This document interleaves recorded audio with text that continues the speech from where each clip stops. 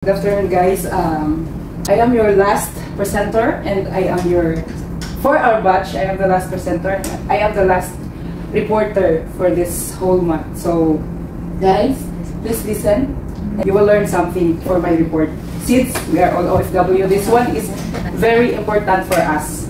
So, lend your ears. And my topic is very serious, so I'm gonna serious for this afternoon. And then,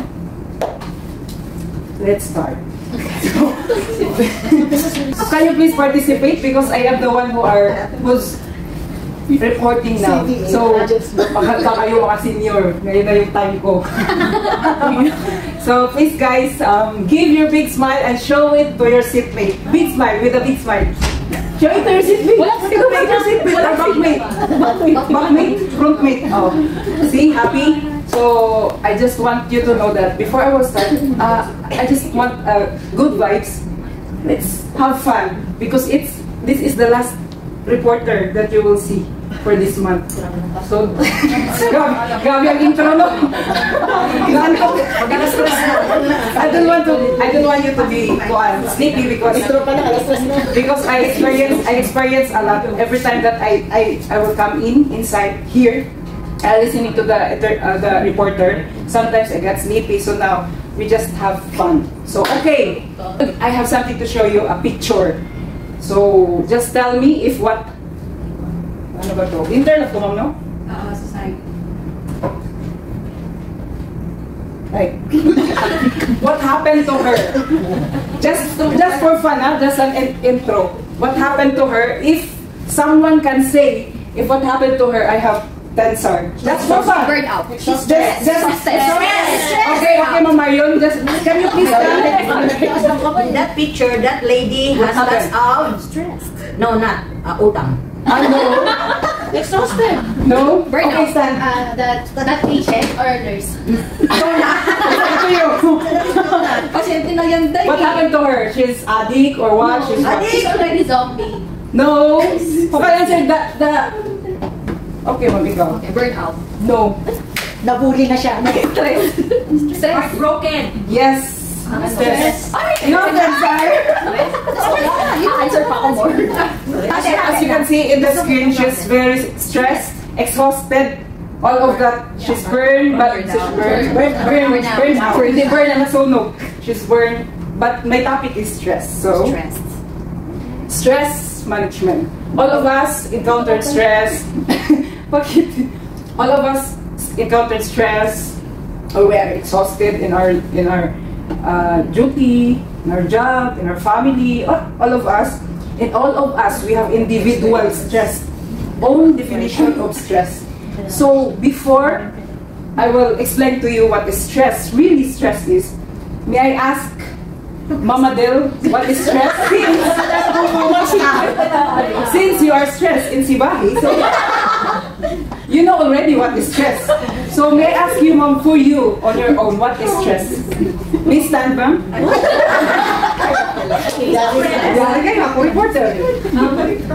Listen.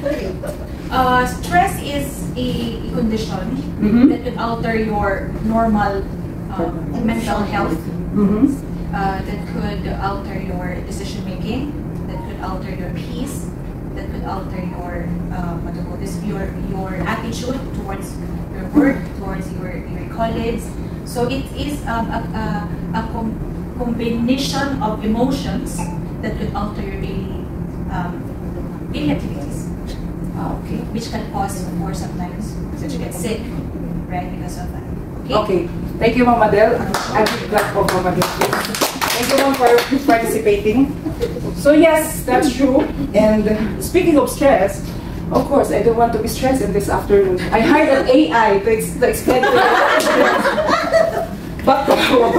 you. So, AI, please listen. Which requires an adjustment or response. The body reacts to these changes with physical, mental, and emotional responses. The word stress is quite often used in a negative sense.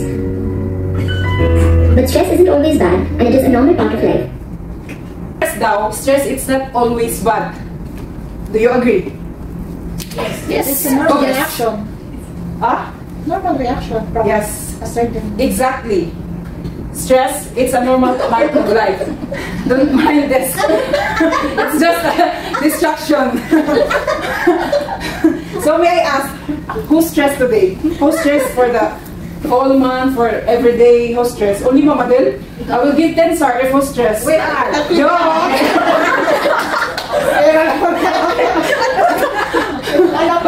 But it's okay if you're stressed.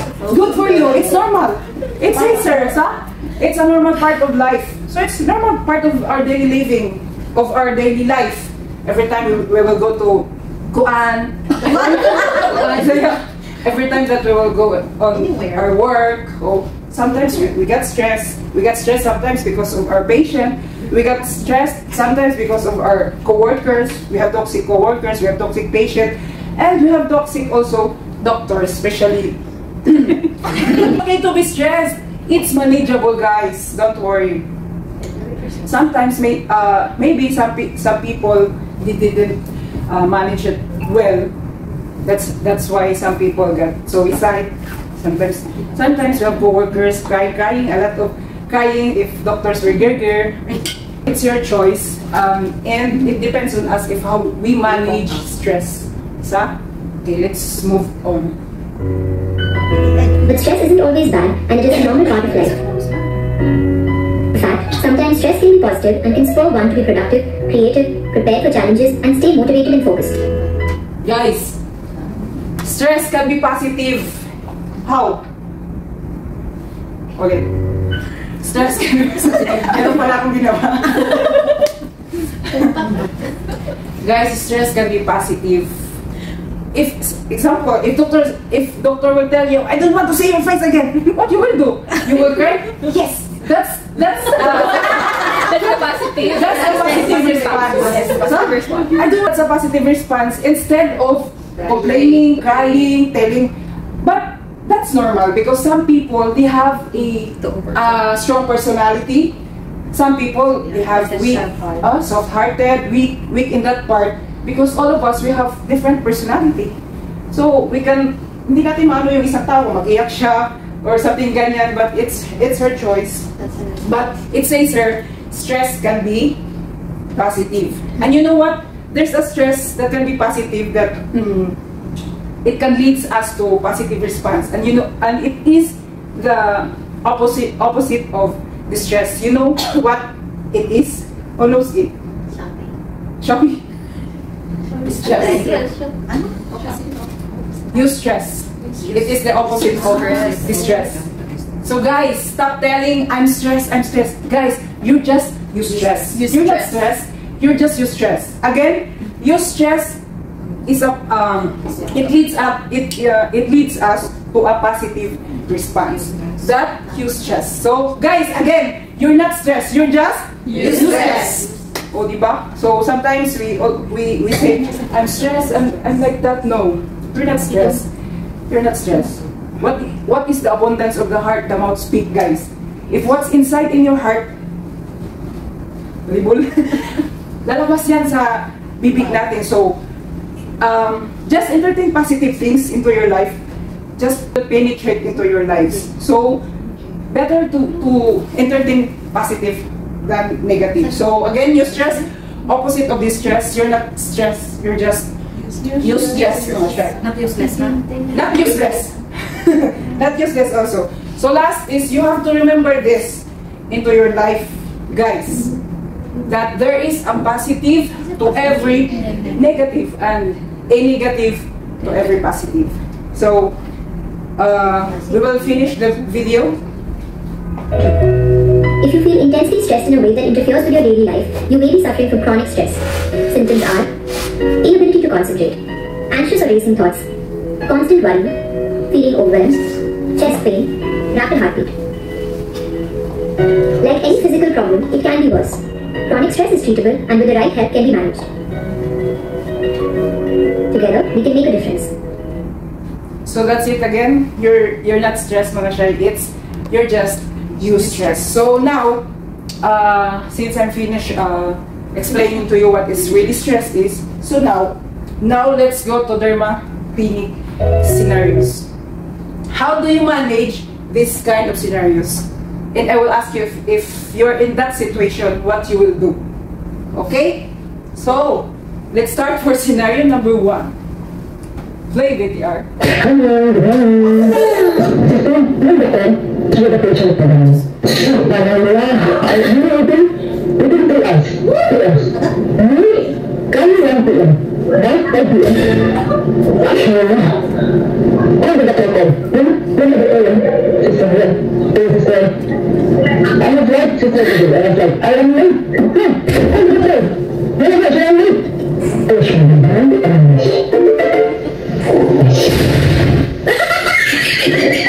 Guys, it's okay to be plastic with our patient, not with our friend. I know some of you experience this. Madam, yes, madam. Ang daming. I heard you. Di ba? We experience this kind of. Me too. I experienced this. So, if your patient is like that, what you will do, Ma'am Lani, please, can you please stand for me? What I will do? Yes. No, just a smile. If your patient is complaining like that, she said that she's late like that and waiting for 4 hours, what you will do? Bring it to the patient coordinator. Yes, exactly. Don't talk too much. Yes. Say sorry, of course. Malish, madam, malish. And alatul, bring her to kuan. Pasensya na kayo, ganyan talaga mga Bisaya. Bring her to patient coordinator. Alatol, doon ka agad sa patient coordinator so that there's no katir-gir-gir. Because if we will rebuttal the patient will go gir-gir-gir-gir. Katir-gir-gir. So, lasim. The words mabaliktad ka pa. Yes. Oh, yes. So, scenario number 2. All of this, I experienced this. I don't know if sabi niya,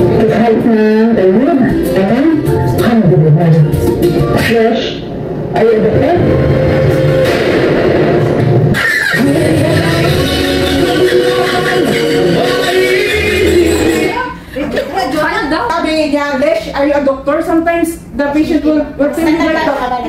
Just like mine. I told the patient, hi madam, good morning, how are you? Something like that. Mashallah. And then the patient will tell me, Lesh, are you a doctor? Where's the doctor? Oh. But first, yes. Inside the room. Inside the room, no, sometimes. So if the patient is like that, what you will do, Ma'am Marion? No, I will just tell, I am not the doctor, I am the nurse. So we will need to ask question before patient. Oh, but you can control the patients, huh? So that's why. So, anyways, I have lots of edit scenarios that I've encountered in this clinic, but because of my busyness, busy, so I got 2 videos only that I've edited. I have lots, but I don't have time.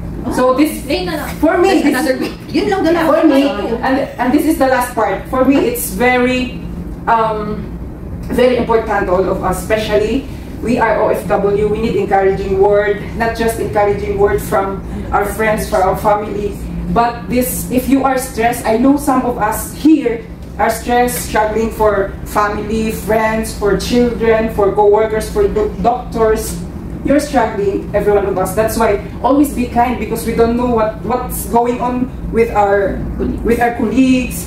But sometimes our colleagues are from home, and then she will come in the clinic. She's already high blood, just like that. But we understand each other. Just be kind, no? So guys, if you're stressed to the point that you are depressed, you got anxiety, just always remember these verses to those who are Christians. So on Philippians 4:6-7, it says, "Do not be anxious about anything, but in every situation, by prayer and petition with thanksgiving, not complaining." The Bible, it's not saying complaining, mag-pray tayo, mag-complain, Lord, ito Lord, ganyan. No. The Bible says, with thanksgiving, present your requests to God. And then, and the peace of God, which transcends, and you know what transcends is, if transcends, it means go beyond or go above, or meaning it's limitless. The peace of God is it limitless, which transcends all understanding, will guard your hearts in mind in Christ Jesus. So if you're distressed, if you need comfort, because this Bible verse is, it offers us comfort and remind you that you are not alone with your battle, you are not alone with your struggles, you are not alone with your circumstances. God is with you always. Yeah, that's true. If you're in trouble, just read this. This is important. We have physically fit or mentally fit, but our spiritually is not fit. That's not good. That's not balanced.